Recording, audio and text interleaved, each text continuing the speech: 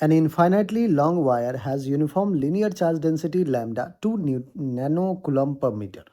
The net flux through a Gaussian cube of side length root 3 centimeter if the wire passes through any two corners of the cube that are maximally displaced from each other would be x Newton meter square upon coulomb where x is equals to। All right बच्चों, ध्यान समझिएगा क्या चीज़ें हैं। हमारे पास सबसे पहले एक इन्फाइनाइटली लॉन्ग वायर दे रखा है जिसके लीनियर चार्ज डेंसिटी लैम्डा भी दे रखा है। हमें नेट फ्लक्स फाइंड करना है। एक गसियन क्यूब जिसका साइड लेंथ रूट 3 सेंटीमीटर दे रखा है। अब कह रहा है कि वायर को कैसे प्लेस किया है।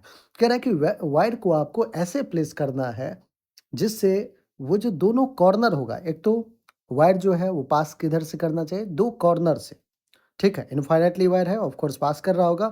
तो वो जो दोनों कॉर्नर है वो आपको ऐसे सेलेक्ट करना है कि बच्चों वो मैक्सिमम डिस्प्लेसमेंट पे हो।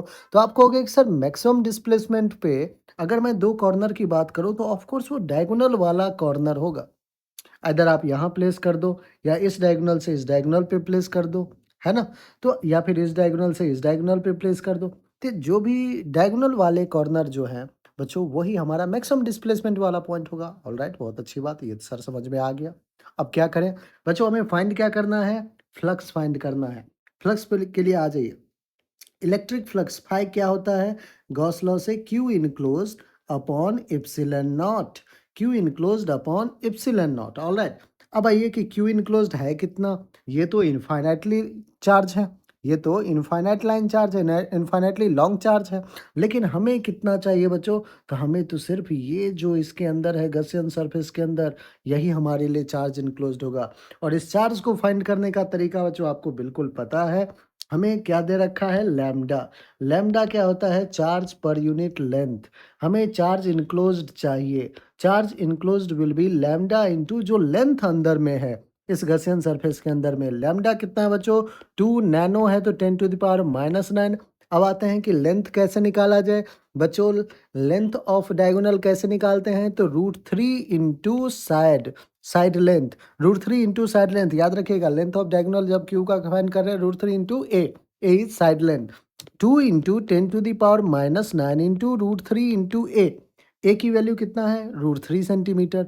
सेंटीमीटर है तो 10 टू द पावर -2 करना होगा। ऑलराइट बच्चों, सॉल्व कीजिए। रूट 3 3 हो जाएगा, 3 2 जा 6 हो गया, 6 इंटू 10 टू द पावर -9 -2 -11 हो गया। कुलम हो जाएगा बच्चों चार्ज।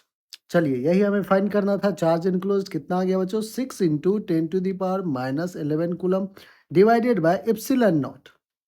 अब बच्चों मैं क्या करता हूँ, यहाँ पे एक डेटा दिया हुआ है 1/4 पाई एप्सिलॉन नॉट, डिवाइड कर देता हूँ 4 पाई से, मल्टीप्लाई कर देता हूँ 4 पाई से।